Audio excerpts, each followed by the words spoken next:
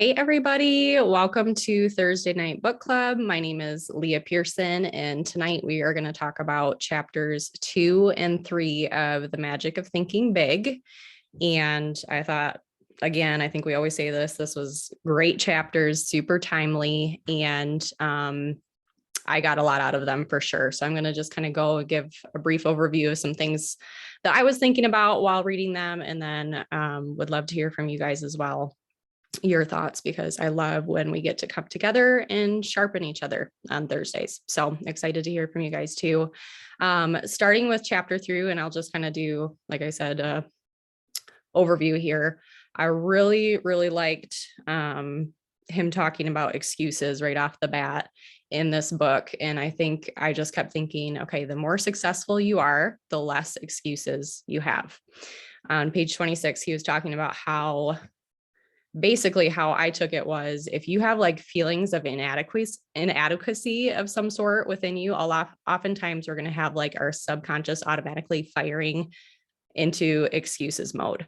So that made me think, as leaders, I think it's really important anytime we have a but or excuse of some sort coming out of our lips, we need to be asking ourselves, am I feeling inadequate or unworthy, or like what's going on here that's making that, like come out of your mouth? So I think we want to quickly root those things out, those excuses and those mindsets, because he's later talking about how each time we use an excuse, it gets fertilized and grows stronger, meaning we need to be on it and renewing our minds often and weeding out those excuses quickly and taking ownership. And I think that, just practically speaking, I think who you're surrounding yourself with matters. We say that all the time. I had a couple girls kind of asking me about coaching calls and how often they should do coaching calls with some of their new workers.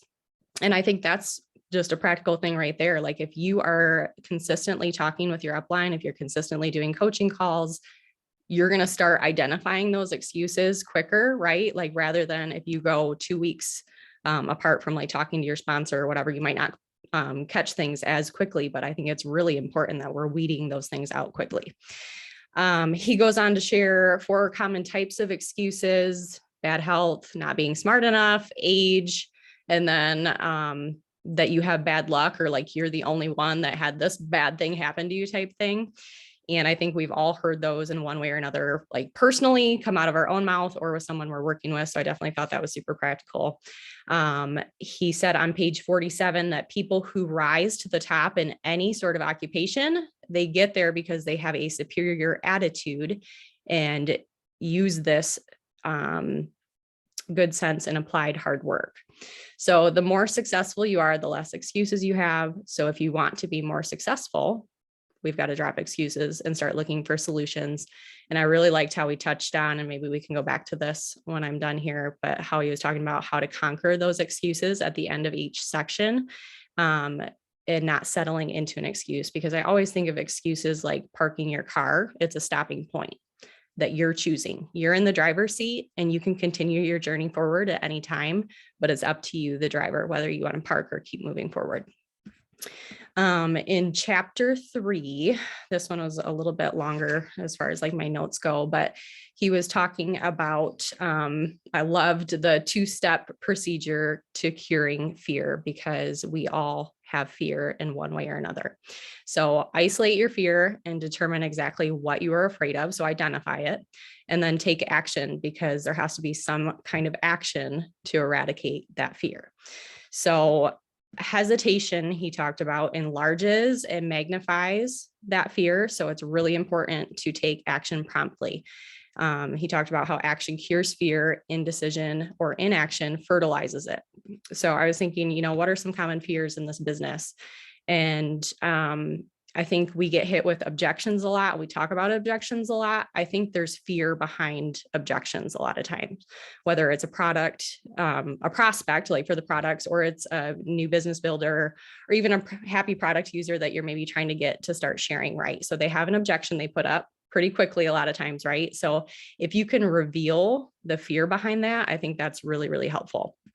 And it kind of made me think too that it is really important. I didn't think about this before, but I think it could be really powerful if we are really deliberate with promptly handling objections. Because if he's saying that inaction or time passing is a fertilizer to that fear, then we need to make sure that we're being proactive in educating and stepping our teammates forward, stepping our potentials forward. I've thought about that before with like, stepping business builders forward. It's not like you want them to just kind of sit and ruminate on things, but even prospects like that you're trying to get started for the products or whatever. I think it's really important that we make sure that we're proactive in educating them and continuing to step them forward and not letting them just ruminate in their objections or their fears. So for objections when coaching or when prospecting, help identify the fears that are lurking behind those objections. And then once those are uncovered, that's part of the 2 steps he's talking about, right? If you can identify it, encouraging them and calling them to action to face those. So there's a lot of different examples that you can talk about with that. I've had just a couple of people this week that, they've said like, I've tried everything that I can think of for my health, like they've lost hope, And so if you can come back and say, what if this was the last thing that you had to try and it completely eradicated XYZ, whatever that health concern is, and getting them to take that step forward because they're just going to keep ruminating in that fear and that lie that nothing is going to work for them or there's no hope. Or when coaching someone, helping them specifically name the fear that they're facing, and that gives them the ability to move forward once it's named. If it's not named, it's really hard to actually take action and to move forward, right? So I thought that was really powerful. And then so much good stuff. On page 55, he was talking about the memory bank analogy, and this has come up for me personally and in some coaching stuff with some of my girls too. He was talking about how your memory is the material from where your new thoughts come from. So if you want to withdraw some sort of evidence, basically from your memory that backs up something that you're experiencing or believing, you can do that, whether it's positive or negative.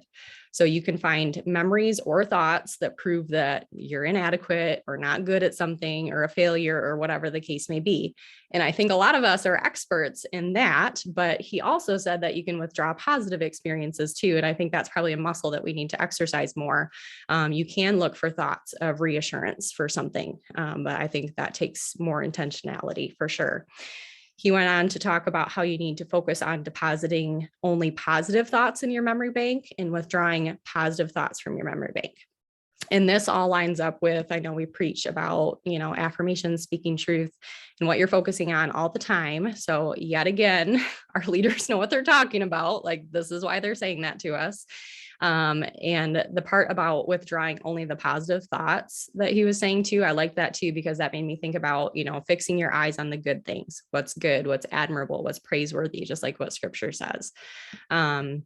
I wanted to share though, because I've had some experience like with trauma before. And I think that sometimes if you have like a long season of difficulty or a very traumatic thing that happens to you, I think I've talked to some people just in ministry settings, and I've experienced this too, where you almost get frustrated when someone's like, just think positive, it's like, life hit me in the face here. And for maybe a long period of time, like I had chronic illness for a decade. That's hard, So if you've been through a hard time, it's kind of almost like you get this backlog of negative thoughts. And so then maybe you feel stuck or overloaded with that negativity and lies about your worth, God's love for you. Even like really foundational stuff can creep in.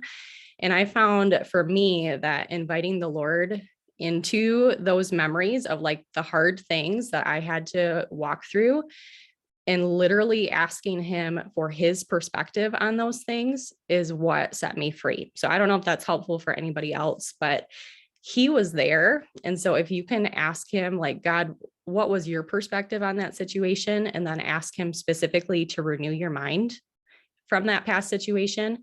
Like if you're still struggling with negativity or, roadblocks in some way, that has been really, really helpful for me. So identifying, where, your thoughts are maybe not lining up with scripture or truth or whatever. And then literally asking God, like, I don't have this in me. This is what I'm believing. I don't want to believe this. I need you to help me renew my mind. And then based on that, one thing that I talk to a lot of people about is developing specific affirmations that go hand in hand with lies that you're believing.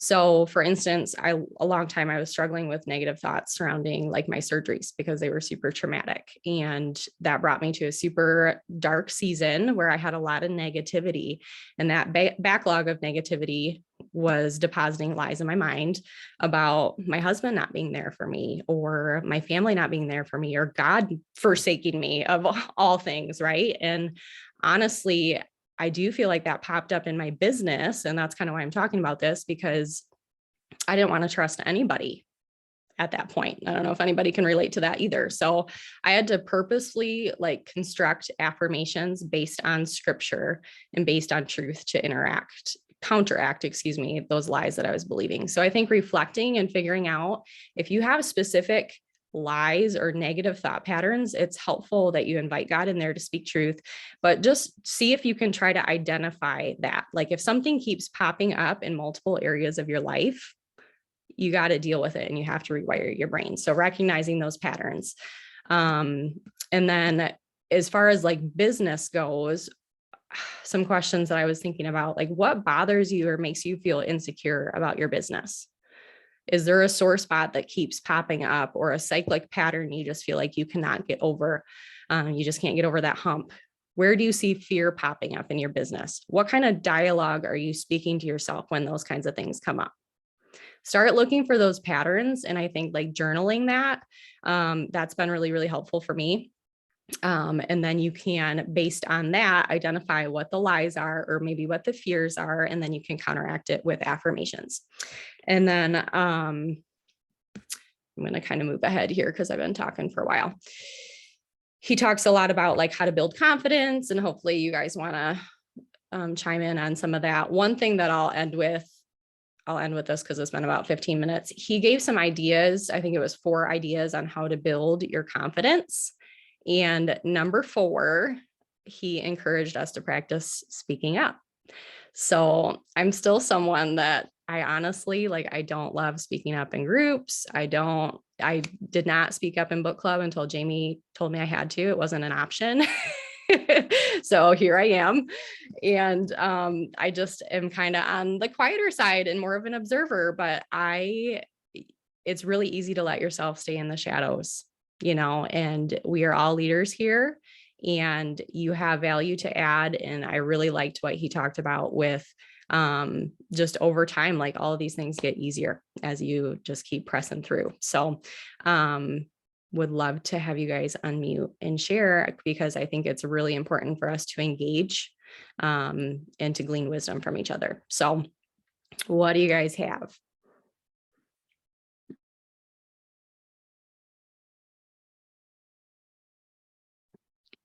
Okay, so I'll go first. So I loved all the confidence part. I mean, I'm totally like, this is chapter 3, so I'm kind of skipping ahead, but just kind of piggybacking off of what you were just saying, Leah. Like the confidence part for me is huge. I loved when he said no one is born with confidence. Those people who who radiate confidence have conquered worry. Anyways, basically that you have to grow your confidence. You're not just automatically born with it. And I feel like then when I went and read the different like tips as far as growing your confidence, I was like, okay, some of these things like I do now. And I always, like growing up, was always super quiet, super introverted, had anxiety. And I can look back now and I can go, okay, yeah, I used to be a person who would go to the back of the classroom. And he talks about sitting in the front. And now that's something like I've purposefully chosen to do. Speaking up, same thing, like you, Leah, like that's always been not like one of my I shouldn't even say strong suits, but just not, not something I'm super comfortable with. And that's totally changed as well. So anyways, I really loved all of those tips. I thought those were super, super helpful. And it's just interesting to look at it and go, okay, this is maybe where I've come from and what I, how far I've come, but then also things that I can continue to hone in on to become better. So anyways, that was my little takeaway. Isn't it wild, the identities that we like take on? Mm-hmm. It's like, Yeah. you can change. Yeah, Mhm. Yes. that's good.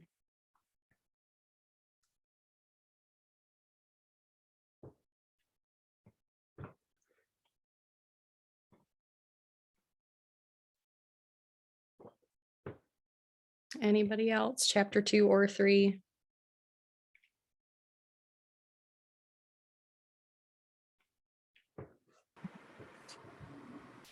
On page 28, there's a quote that says, "I'm going to live until I die, and I'm not going to get life and death confused."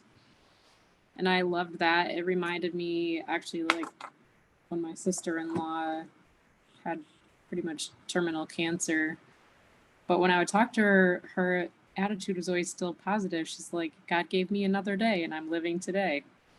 And when I'd ask her how she's doing, she's like, "I'm still here and God gave me another day. So I'm gonna, like try to go watch a kid's game or something." And just that positive attitude. It would be so easy with something like that. I mean, that's an extreme situation, but I feel like so many times we just lean into the negative, and it's just a much more, it's like this little security blanket of, you know, you're a little safe, like wrap yourself up in the sorrow. And I think there's a time for healthy lament of a lot of things, especially in concern with like health stuff. Like, I don't think that God asks us not to properly lament hard things in our life, but to not use them as an excuse to not live the days that He's given us is, it's just a vastly different perspective to, yeah, choose to like, I'm going to actually live the days that I'm still alive, not just like sit in my sorrows and let them get away from me. So I appreciated that he put words to that. Yeah, that's good.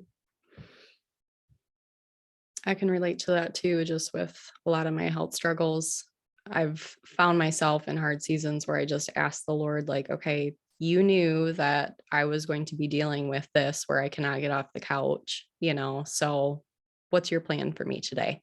Like, you know what I'm capable of, so I'm not like functioning in shame or guilt either that I'm not maybe doing enough or whatever. So yeah, that's good.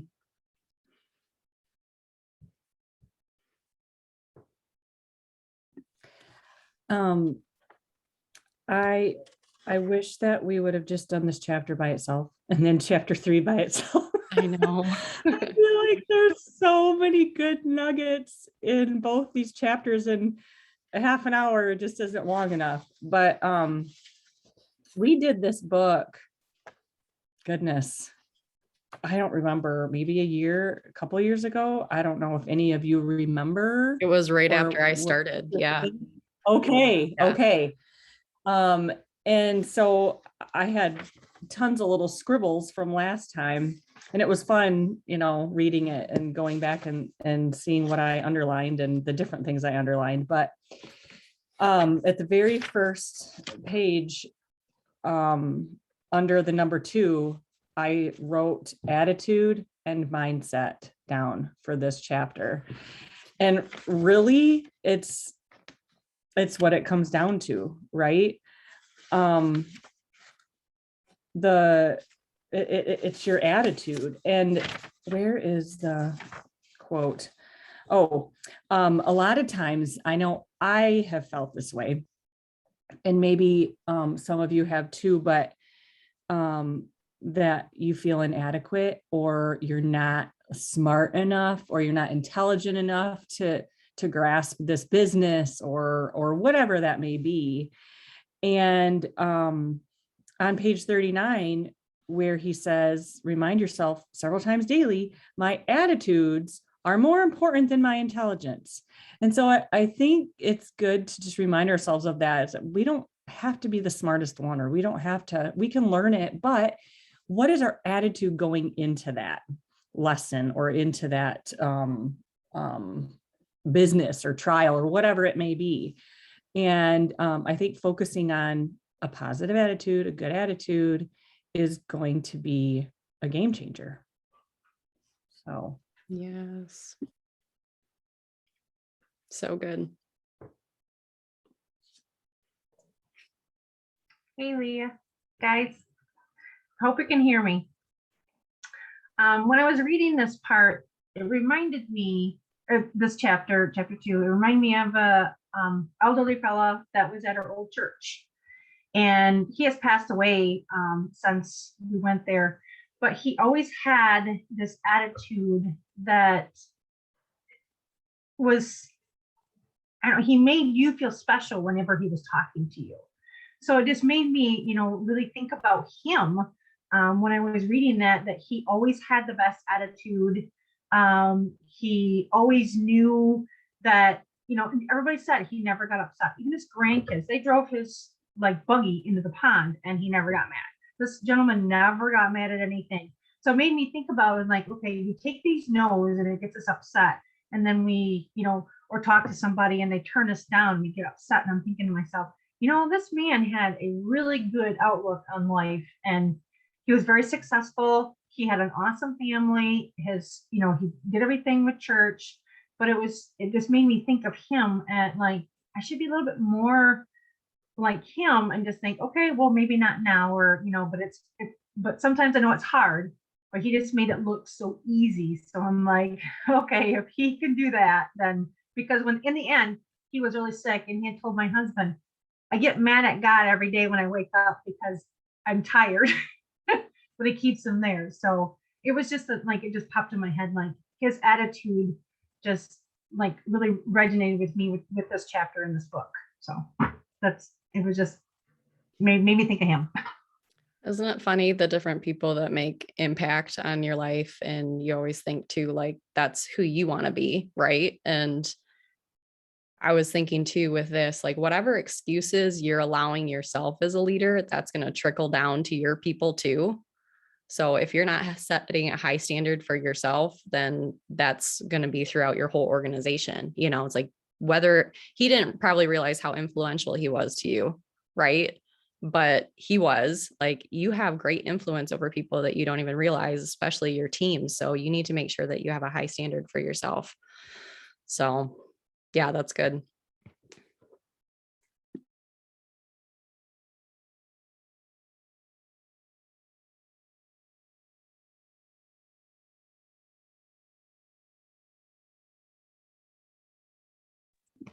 All right, I'll go. My biggest takeaway from these 2 chapters has to be just right there on 51, where it says action cures fear. Indecision, postponement, on the other hand, fertilize fear. So, and then it repeats it again, the very next line, action cures fear. I just feel like that was enough said. You know what I mean? For this chapter, it's just, and where I am in my business and just in different situations in my life, it's it's so easy to find yourself just in that cycle of hesitation and not sure where to turn, and you have all these ideas or ways that you can handle different situations or move forward in your business or, whatever area of life you can actually relate this to. It's easy to get stuck in that cycle. And I find, especially, I feel like for a lot of us that have that perfectionist tendencies, it can be really easy to get stuck in that cycle. And so we hear it all the time, action cures fear, but I think that was a really good point to just kind of, I know for me in this season, it was something that I needed to be reminded of. And I catch myself, when I am when I'm hesitating about anything, it's I'm going to get up and do something, even if I'm not sure exactly what to do right now, even if I'm doing something with my business and not sure what to do next, if I get up and go work out, that's better than sitting here hesitating. It's going to get something else done. So I've even just found myself using that principle in many ways so that we all have lots of goals and lots of things that we're trying to accomplish. And sometimes I think we get super focused in on one thing or, get obsessive about the business or, any one thing in our life. And so I think that that's helped me to kind of be even if I'm not able to get where I want to be in this, I can go and make progress over here. And I feel much better at the end of the day than if I just sat there and mulled over everything and not reaching all my goals. Sorry, it's really loud. I feel like my kids and the dogs are all barking. So I hope y'all can hear me. Oh, that's my 2 cents. Yeah, that's good.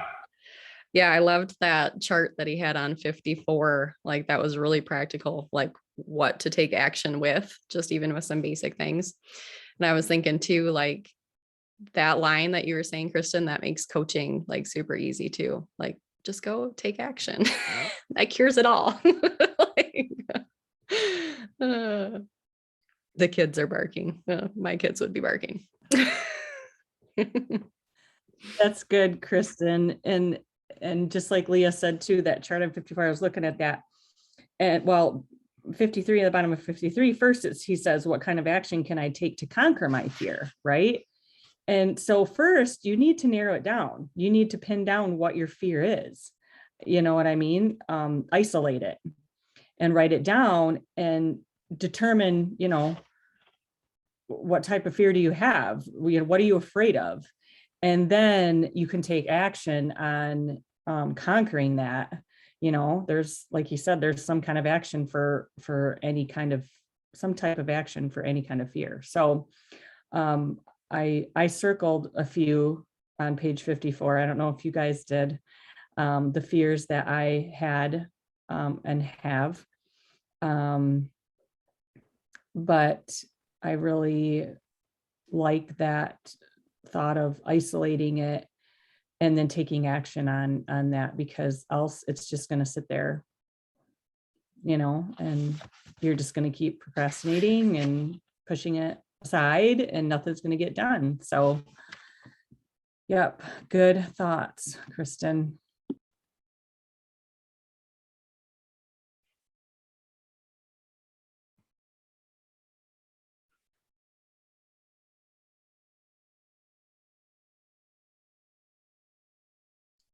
I like that the way he writes it out on page 74, number 3, about putting people in proper perspective. And I like the last part where it says, many people will bark, but it's a rare one who bites.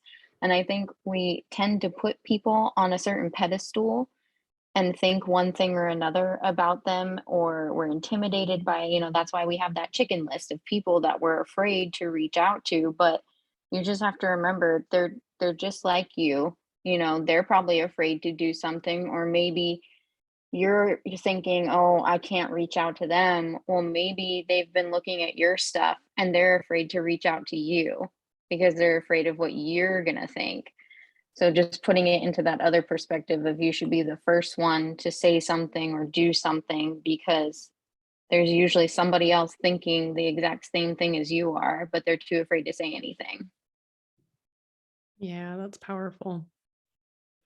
I loved his army analogy with all the guys lined up. I'm like, if I think about that when I do my chicken list, that might help.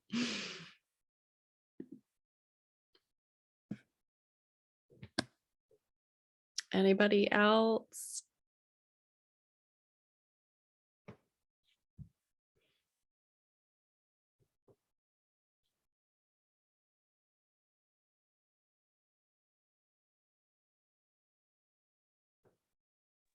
On Jessica's note, I think this was someone else has brought it up to, not my personal experience, but reaching out to someone and having them come back and say, I've been wondering about that, but I didn't think you thought I was going to be any good at it. Like that really flips your perspective. I think when you think about it that way, like you not reaching out, maybe actually saying something to the person about them where they think they're not cut out for it. So you're being chicken, and they're actually thinking, wow, she must not think I'm any good at this. So that really kind of opened my eyes to think, everybody's worth reaching out to, even if they're on your chicken list. It's not going to hurt anything to, offer them what you, and tell them what you see in them.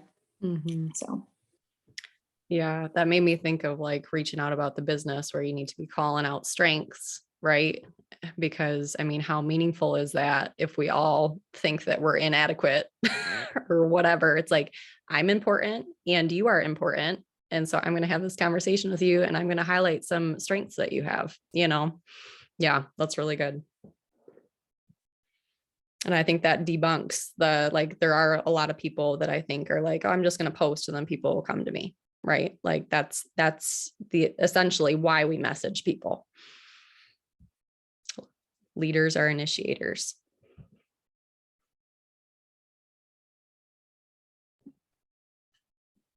Yes. I just want to say one more thing. I really liked the section number 4 on 71. And I think, Leah, you touched on this a little bit, but about practicing speaking up.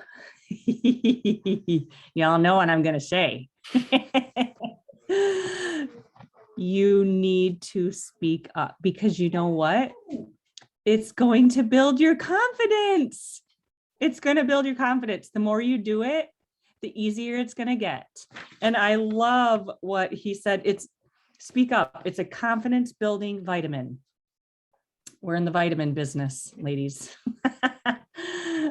So take that vitamin, okay? And don't ever think that something you have to add or say is not going to be valuable to us. It is. And we want to hear from you. So whatever setting that's in, book club right now, or doing a live video or a recorded video in the team page, those are all ways that you can speak up, and that is going to really help your confidence and build your confidence in becoming an even better leader, right? Because we all want to be better. We all want to learn, right? And grow. So yes, every single one of you has value to add. So I just, I really liked that number 4 section a lot, because I was there. I didn't like to speak up either when I first started. It was scary, and I didn't think I had anything brilliant or whatever to say, but it's not true.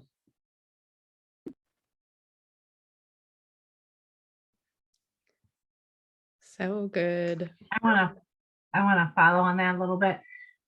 When I first started doing all this, that was my biggest fear, is doing lives, talking on. I had one of my pastors, I went and talked to her, and she said, do stories. They don't last very long. Get on there and just start talking into them, and they'll go away, even if something went wrong, but you're just talking there. So it just goes away. So the more I did it, the easier it got to do lives. I love speaking on them now and doing it. My internet doesn't allow me to all the time, but when I do, but it's just, but this is the same thing with everything else. The more you start doing the repetitive, you keep doing it, the easier it is and the simpler it gets. So just take your biggest fear and start doing it the same way. So that's what I was taught. Taking action. What? Oh, Go ahead. quick thing on the middle of 31. It says one doesn't get respect and loyalty by being a chronic complainer. And I feel like, especially the world we live in of social media, so much social media is so negative. So this is something that I feel like just like directly applies to our business, because, and even today I had a friend that I was just like talking to on the phone for other things, but she's like, can I just tell you something? She's like, it might sound weird or whatever, but she's like, I just have to tell you how much I appreciate your positivity online. She's like, I've had to just like leave the online world for a while, but she's like, I just always like appreciated that I knew if I went to something that you had put up there that it would be positive or refreshing, or at least just something fun instead of a complaint about something. So it just, reaffirmed again and here. And I think about that, like the people that I want to spend time with and hang out with are not the ones that are complaining about everything or being negative. Like, it draws people in to be positive. So it's a good reminder. I was looking to see if my level 2 Canada was on here. I don't think she is tonight. But she was saying how she always thought of herself as being a teacher, like for the rest of her life, and how much better network marketing, like retiring and doing this full time, is looking because of the negativity in the school systems. And I've had so many people say that, where it's like, you have such a unique culture on your team, specifically. I know that's not the case in all network marketing companies, but I think that's something that we can think about a lot too. Like, we are attracting people because we do have something really special here. So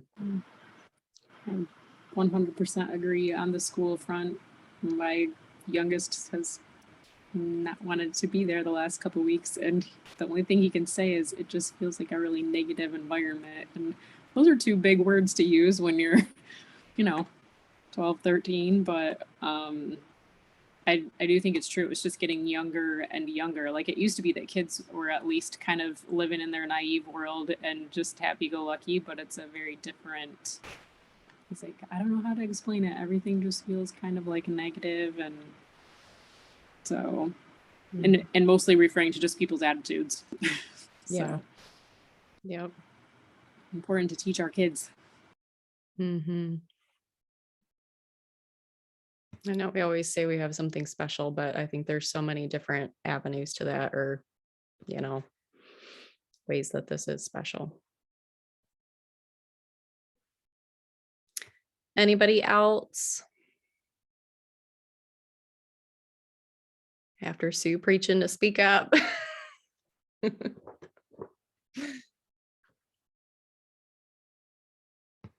Okay. Well, thanks for joining tonight, you guys, and we will see you next week. Have a good end of the month.